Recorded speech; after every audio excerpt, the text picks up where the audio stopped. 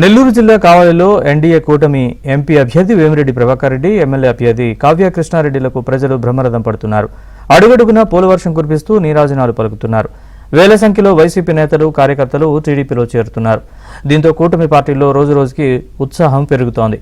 5 ఏళ్ల కాలంలో ఎమ్మెల్యే రామిరెడ్డి అన్యాయాలు, అక్రమాలు, అవినీతి, అరాచకాలు భరించలేక అల్లాడిపోయామని కావలి ప్రజలు కూటమి అభ్యర్థులకు మొరపెట్టుకుంటున్నారు. అధికారంలోకి వచ్చాక కావలిలో అన్ని పరిస్థితుల్ని చక్కదిద్ది సుపరిపాలన అందిస్తామని వారు హామీ ఇచ్చారు.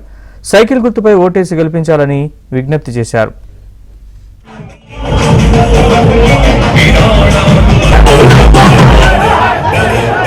He's on this DJ Ravi, don't move to the bottom.